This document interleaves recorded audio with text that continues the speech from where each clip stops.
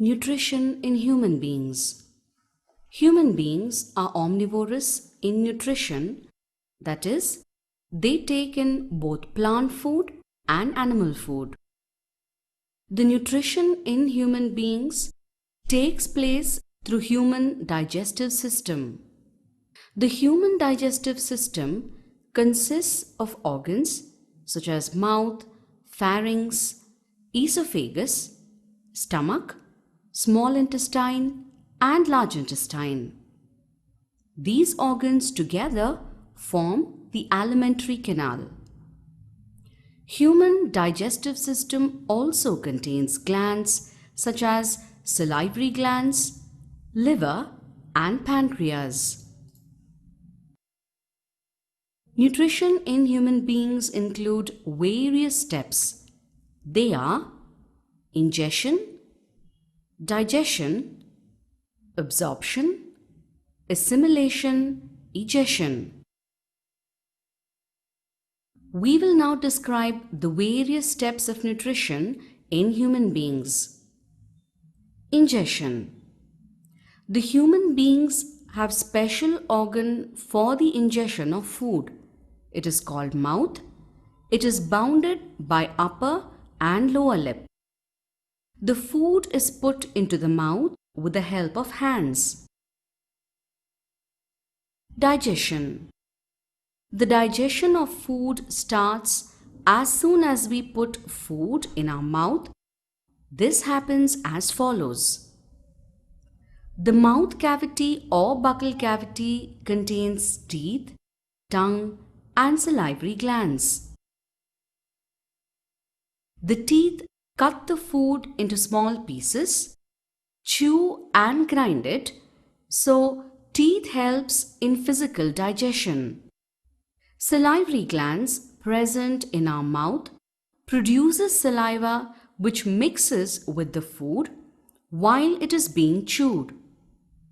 The saliva contains an enzyme, amylase, which digests the starch present in food into sugar called glucose.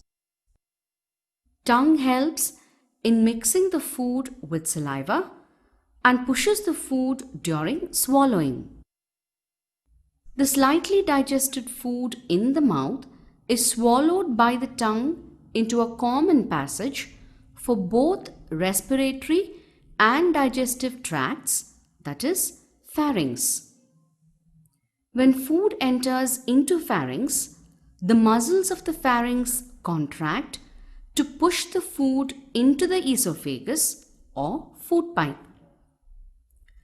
At this time, the valve called epiglottis, covering the windpipe, closes. This prevents the food from entering the respiratory tract.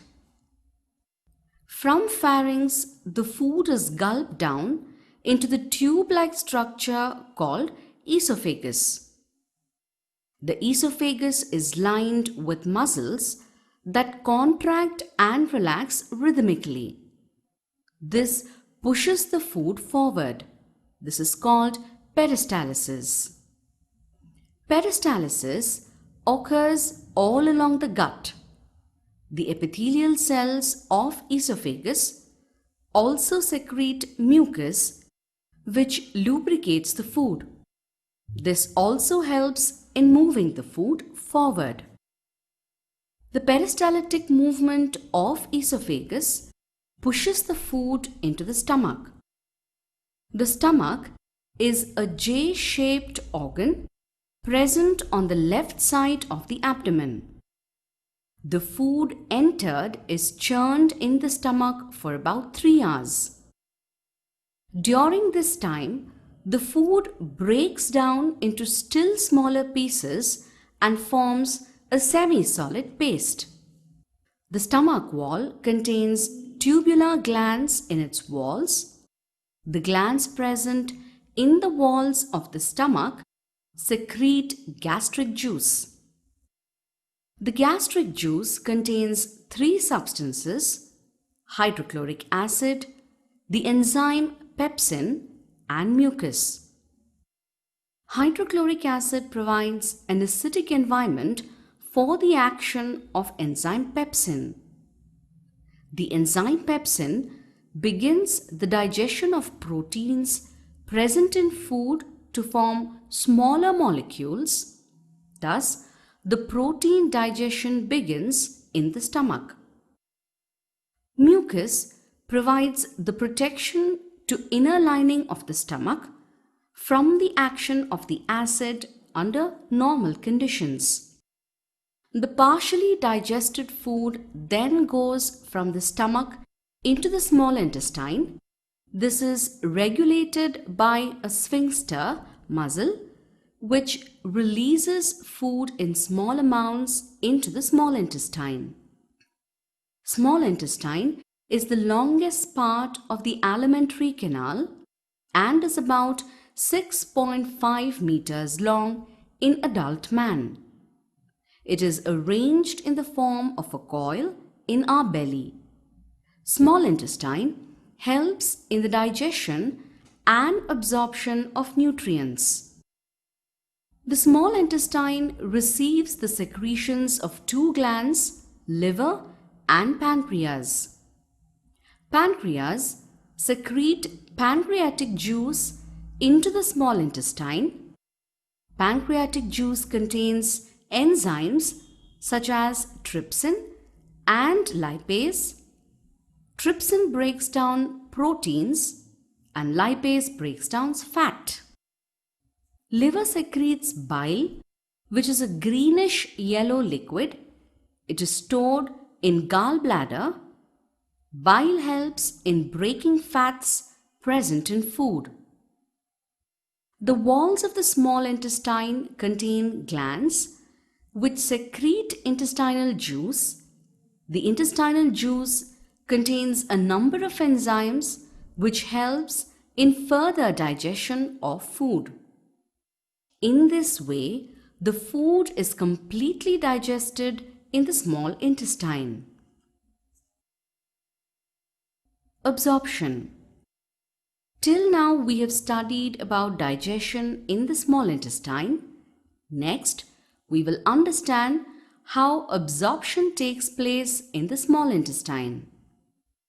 The small intestine is the main region for the absorption of digested food. After digestion, the molecules of food become very small and it is pushed ahead in the small intestine by contraction and relaxation of the muscles.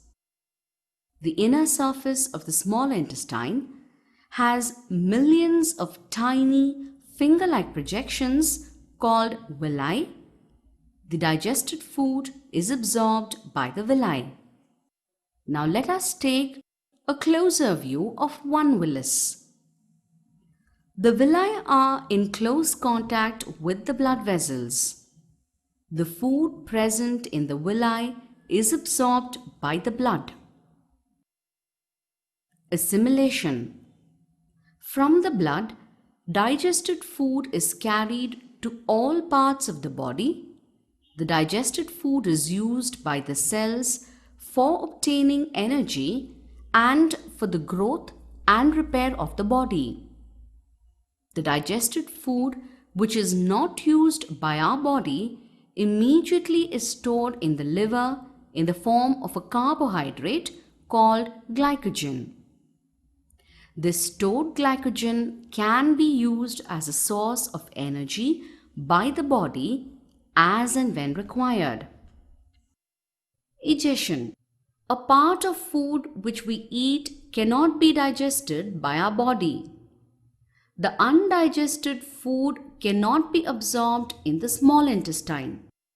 So, undigested food passes from the small intestine into a wider tube called the large intestine. As it moves along the large intestine, the villi within it absorb the water, so the undigested food becomes almost solid. The last part of the large intestine is called the rectum. It stores this undigested food for some time. Then It is thrown out through the anus. The act of expelling the feces is called egestion.